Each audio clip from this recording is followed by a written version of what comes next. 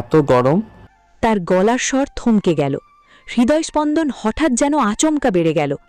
পাখি পাখি, শুনতে পাচ্ছ? আবরার নিচু গলায় প্রায় কাঁপা স্বরে ডাকল। কিন্তু না, কুহেলির চোখ সামান্যেও নড়ল না। মেয়েটা কোনো সাড়া দিল না। শুধু তীব্র জ্বরের উত্তাপের নিঃশ্বাস আরও ভারী হয়ে উঠল। 1 সেকেন্ডের মধ্যেই আবরার ভেতরটা ভেঙে পড়ল। সে বুঝতে পারল গতরাতে তার অতিরিক্ত আদর আর আবেগের চাপে মেয়েটা পুরোপুরি অজ্ঞান হয়ে গেছে। নিজের মুঠি শক্ত করে ফিসফিস করল আবরার। শিট! ভয়, অপরাধবোধ আর তীব্র উদ্বেগ তার চোখে ঝলসে উঠল। সে এক ঝটকায় উঠে বসল। তারপর কোনো দ্বিতীয় চিন্তা ছাড়াই 2 বাহু দিয়ে কুহেলিকে সাবধানে তুলে নিল কোলে। মেয়েটার মাথা তার বুকে হেলে পড়ল। নিঃশ্বাসের গরম বাতাস আবরারের শার্ট ভিজিয়ে দিচ্ছে। আবরারের হাত সামান্য কাঁপছিল, তবুও সে কুহেলিকে আরও শক্ত করে ধরে সাঁধ থেকে বেরিয়ে এলো। সিঁড়ির দিকে পা বাড়াতেই তার পদক্ষেপ ভারী হয়ে গেল। চোখের সামনে একটাই দৃশ্য বারবার ভেসে উঠছে। কুহেলির নিস্তেজ মুখ, ফ্যাকাশে ঠোঁট, জ্বরের উত্তাপে ভারী শ্বাস। আর আবরারের বুক ধকধক করছে একটাই চিন্তায়। পাখি, আমার কিছু হয়ে গেল নাকি? সেই আতঙ্ক তাকে তাড়িয়ে নিয়ে যেতে লাগলো সিঁড়ির নিচের দিকে দ্রুত। রুমে ঢুকেই আবরারের বুকের ধুকপুক ধ্বনি যেন পুরো রুম জুড়ে প্রতিধ্বনি তুলল।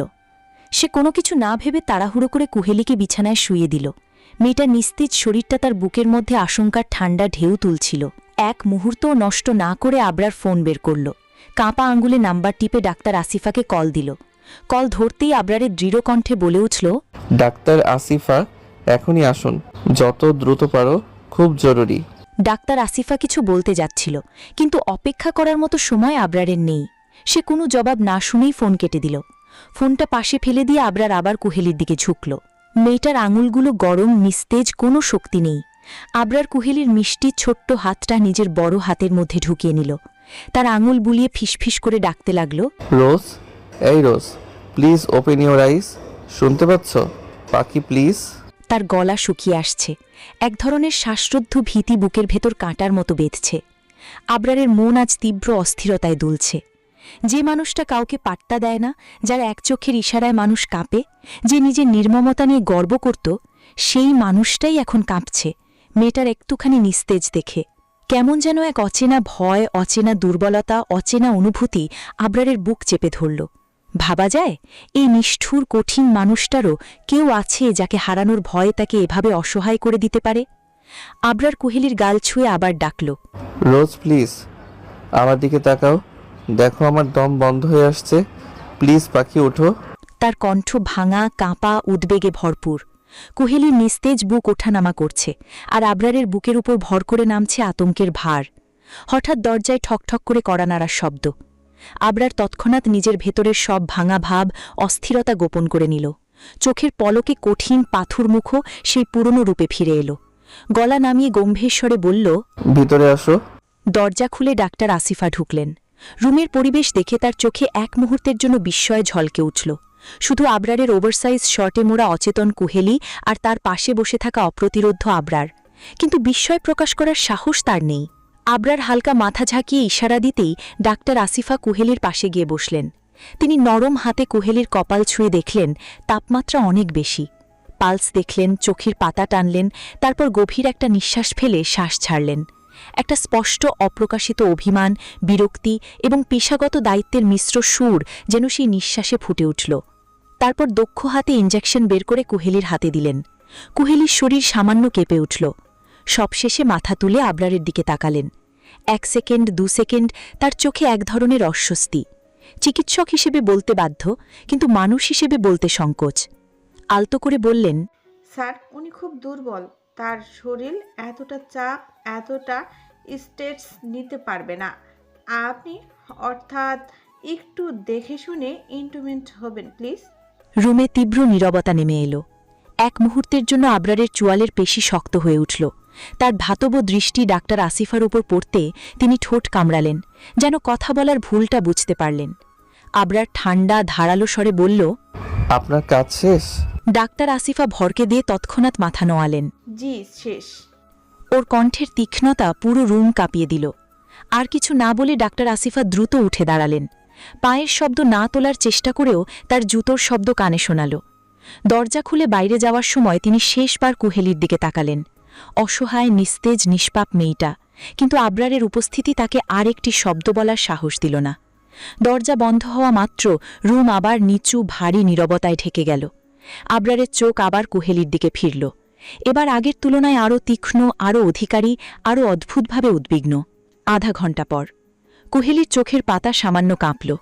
ধীরে ধীরে ভারী চোখ খুলতে প্রথমেই যেটা দেখল তা হল তার একদম পাশে বসে থাকা আবরার। চোখ খোলা মাত্রই আবরারের ভেতরে যেন অন্য এক জগৎ জেগে উঠল। স্বস্তি, উদ্বেগ আর একটু অপরাধবোধ সবকিছু একসাথে তার মুখে ফুটে উঠল। আবরার তৎক্ষণাৎ ঝুঁকে এলো কুহেলির দিকে। তার গলা সত্যিই কেঁপে উঠল। কুহেলি চোখ পিটপিট করে তাকিয়ে রইল কয়েক সেকেন্ড। হঠাৎই তার মুখে বিস্ময়ের ছাপ। গ্যাংস্টার মাফিয়া আমাকে সরি বলছে? পরক্ষণেই গুমরা মুখে চোখ ছোট করে আবরারের দিকে তাকিয়ে নিচু কণ্ঠে রাগ চেপে বলল, এখন সরি হবে? নিজেকে কন্ট্রোল করতে পারেন না? 2 বার অজ্ঞান করলেন আমাকে, তারপর আবার ডাক্তার ডাকেন। এসবের জন্য আমার মান সম্মান ফালুদা করে দিলেন। কি ভাববে সবাই বলুন তো? এক নিঃশ্বাসে সব বলে ফেলল কুহেলি। গাল ফোলা, চোখে অভিমান, ঠোঁট খানিকটা বাঁকা দেখলে মনে হয় পৃথিবীর সবচেয়ে রাগী বাচ্চা। আবরার হঠাৎ কোনো পূর্বাভাস ছাড়াই কুহেলিকে কোলে তুলে নিল। কুহেলি চমকে কিছু বলার ওঠার আগেই আবরারের বাহুদয় তাকে শক্ত করে নিজের বুকে আটকে নিল। তার ডান হাত কুহেলির কোমর জড়িয়ে ধরেছে, এত শক্ত করে যে মনে হয় মেয়েটাকে আর কখনো ছাড়বে না। অন্য হাতটা কুহেলির মাথার ওপর স্নেহ ভরা স্পর্শে বুলিয়ে দিচ্ছে। গভীর ভারী কণ্ঠে আবরার বলল, কি করবে বলো? তোমার জামাইটা একটু বেশি কন্ট্রোললেস, চাইলেও নিজেকে কন্ট্রোল করতে পারে না। তোমাকে এইভাবে সহ্য করতে হবে, এতে কিছু করার নেই পাখি। কুহেলি মাথা নিচের দিকে দিয়ে মিনমিন করে বলল, আমার মতো একটা ভোলাবালা বাচ্চা একটা মেয়ের উপর একটা ষাঁড় নিজের সব বল প্রয়োগ করে, তারপর এসে বলে কন্ট্রোল করতে পারে না। মিনমিন করে বললেও আবরারের কানে একদম পরিষ্কারই গেল শব্দগুলো। ওর কপাল সঙ্গে সঙ্গে কুঁচকে গেল। কি? আমি ষাঁড়? কুহেলি ব্যঙ্গভঙ্গিতে মাথা দোলালো। আপনি ষাঁড়, তাও আবার অসভ্য ষাঁড়, যে আমাকে আদর করতে করতে আধমরা বানিয়ে দেয়। অসভ্য ষাঁড়। আবরারের চোখে সেই পরিচিত দুষ্টু ঝিলিক। কুহেলির গাল দুটো তখনও লাল, মাথা নিচু, কিন্তু বুকের ভেতর কেমন অদ্ভুত কাঁপুনি। আবরার ধীরে ধীরে এগিয়ে এসে তার মুখের সামনে মুখ রেখে মুচকি হেসে বলল, তোমার মধ্যে আমার নেশা আছে হরিণী। কুহেলির মুহূর্তে শ্বাস আটকে গেল। আবরার আরও কাছে ঝুঁকে গলা ভারী করে বলল, আগে ড্রিঙ্কস করতাম, কিন্তু তোমার শরীরের যে ফিল, যে গন্ধ, যে উষ্ণতা পাই, সেই নেশা আর কোথাও পাইনি। কুহেলি অবাক হয়ে তাকিয়ে রইল। তার বুকটা কেমন ছটপট করে উঠল, ভয়, লজ্জার অদ্ভুত এক আকর্ষণের মিশ্রণে। আপনি আগে ড্রিঙ্কস করতেন? হ্যাঁ, আমি গ্যাংস্টার কুহেলি। ড্রিঙ্কস, সিগারেট এসব আমার নেশা ছিল, ইভেন এখনো আছে। কুহেলি তা শুনেই চোখ বড় বড় করে তাকায়, তারপর ঠোঁট কামড়ে নিচু কণ্ঠে অকপটভাবে বলে ফেলে, আপনি এসব আর খাবেন না। যখনই মন চাইবে আমার কাছে আসবেন। এসব নেশা খারাপ। বলেই নিজের কথায় নিজেই চমকে উঠে 2 হাত দিয়ে মুখ ঢেকে ফেলে। মুহূর্তে আবরারের হাসি থেমে যায়, চোখের দৃষ্টি বদলে গিয়ে আরও গভীর হয়। ধীরে ধীরে কুহেলির হাত দুটো ধরে মুখের সামনে থেকে সরিয়ে নেয়। তারপর নিচু গলায় ভাঙা এক নেশা মাখা স্বরে বলে, তাই বলো, আমার সব নেশা ছেড়ে তোমার কাছে আসবো, মাই ফাকিং হোয়াইট রোজ। কুহেলির বুকের ভেতর হঠাৎ কেমন যেন ধপ করে ওঠে। আবরার চোখ নামিয়ে কুহেলির ঠোঁটের দিকে তাকায়, তারপর বলল, ড্রিঙ্কসের নেশা ছাড়তে পারবো, কিন্তু তোমার নেশা কখনো না। সেই মুহূর্তে কুহেলির মনে হয় তার পুরো দুনিয়া যেন আবরারের সেই চোখের ভেতর আটকে আছে। কুহেলি হঠাৎ মুখটা গম্ভীর করে আবরারের বুকে হাত ঠেলে সামান্য সরল, 2 চোখে অভিমান জমে আছে। আচ্ছা, আপনি কি শুধু আমার শরীরের জন্যই এত আদর, এত যত্ন করেন? আমাকে ভালোবাসেন না? প্রশ্নটা হালকা হলেও আবরারের মুখের অভিব্যক্তি মুহূর্তেই বদলে গেল। তার ঘন ভ্রূগুলো কুঁচকে উঠল, চোখে তীক্ষ্ণ একটা ঝলক ছিল। তারপর ভারী কণ্ঠে বলল, ভালোবাসা মানে কি জান? সেই তো মাঝরাতে ভালোবাসার কথা বলে টেনে নিয়ে ব্যথা দেওয়া। আচ্ছা, ইন্টারেস্ট ছাড়া তো ভালোবাসা হয় না, তাহলে ওই ওয়ার্ডটার কি প্রয়োজন? আদর কি কম হয়েছে? রাতে আরও লাগবে? কুহেলির চোখ বড় হয়ে গেল, ওর গাল দপ করে লাল হয়ে উঠল লজ্জায় আর রাগে মিশে।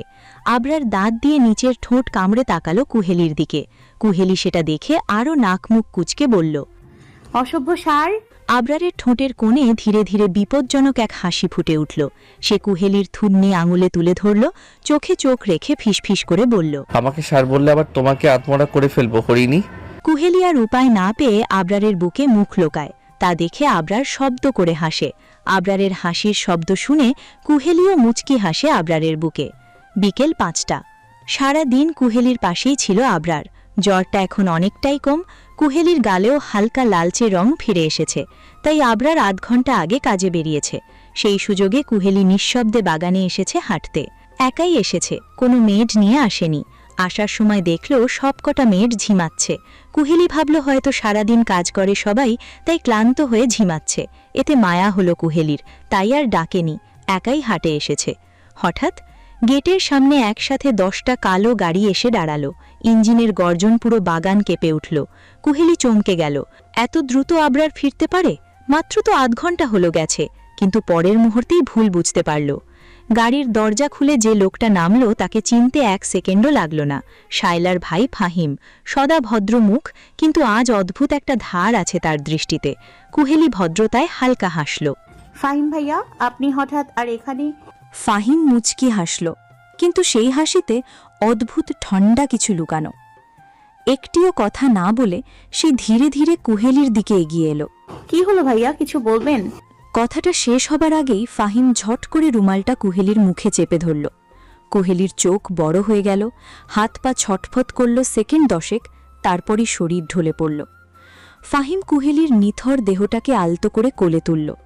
তার ঠোঁটে ধীরে ধীরে এক কর্কশ বাঁকা হাসি ফুটে উঠল। অবশেষে তোমাকে পেয়ে গেলাম কিউটি। ফাহিম নিঃশব্দে কুহেলির নিথর শরীরটাকে কোলে তুলে নিল। তার পদক্ষেপে একটুও শব্দ নেই, যেন অনেক দিন ধরে পরিকল্পনা করা কোনো কাজ অবশেষে সফল হয়েছে। গাড়ির দরজা খুলতেই 2 জন লোক দ্রুত সামনে এগিয়ে এসে বডিগার্ডের মতো চারদিক ঢেকে দাঁড়াল। ফাহিম কুহেলিকে বুকে চেপে ধরে পিছনের সিটে উঠে বসল। দরজা বন্ধ হওয়া মাত্রই ড্রাইভার ইঞ্জিন স্টার্ট দিল। গাড়িগুলো ঘূর্ণিঝড়ের মতো গেট পেরিয়ে উধাও হয়ে গেল। গাড়ির ভেতর ক্ষীণ আলো। নরম সিটে কুহেলির মাথা ফাহিমের কাঁধে হেলে পড়েছে। কুহেলির মুখে এখনও অচৈতন্য, ঠোঁট সামান্য ফাঁকা, নিঃশ্বাস অগভীর। ফাহিম আঙুল বাড়িয়ে তার এলোমেলো চুলগুলো কানে গুজে দিল। তার স্পর্শে অদ্ভুত এক মালিকানার আগ্রাসী কোমলতা। মৃদু, মোটা, শান্ত, ভয়ঙ্কর স্বরে ফাহিম বলল, ফাইনালি তোমাকে পেলাম কিউটি।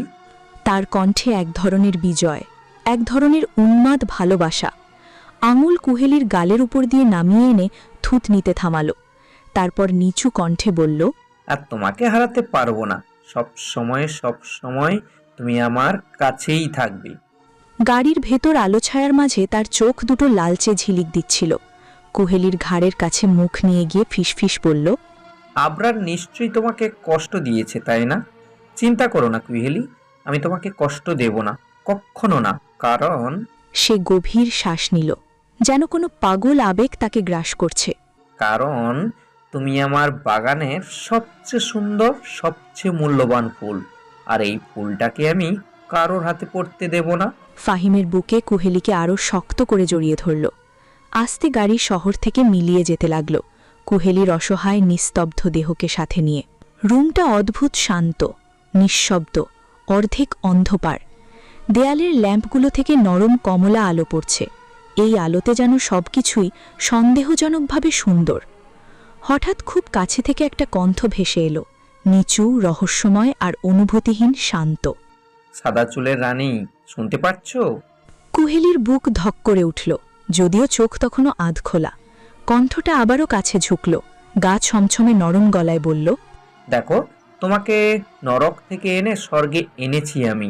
এখন আমরা সুখে সংসার করব। কুহেলির চোখের পাতা কেঁপে উঠল। ধীরে ধীরে, খুব ধীরে সে পিটপিট করে চোখ খুলল। দৃষ্টিতে প্রথমে ভেসে উঠল ছাদের গোলাকার ডিজাইন। সব কিছুই অপরিচিত। গলা শুকিয়ে আছে, মাথা ভার করে আছে। অনেকক্ষণ অজ্ঞান ছিল তার কারণে। সে আস্তে করে উঠে বসল, হাত দিয়ে বিছানার চাদর ধরল। চোখ চারদিকে ঘুরতেই মনের ভেতর ঘূর্ণিঝড়ের মতো স্মৃতি ফিরে এলো। গেট, 10টা গাড়ি, ফাহিম ভাইয়া, মুখে রুমাল, তীক্ষ্ণ ঘুমের গন্ধ, তারপর সব অন্ধকার। মুহূর্তেই শরীর ঠান্ডা হয়ে গেল। কুহেলি কাঁপা গলায় সামনে তাকালো। সেখানে বসে আছে ফাহিম, একদম আরামে, যেন অনেক দিন ধরে এই মুহূর্তের অপেক্ষায় ছিল। চোখে অদ্ভুত এক কোমলতা, ঠোঁটে নিয়ন্ত্রণহীন নীরব হাসি, যা ভালোবাসা নয়, একটা অধিকারের অনুভূতি। কুহেলির ভেতরটা ধপধপ করে উঠছিল।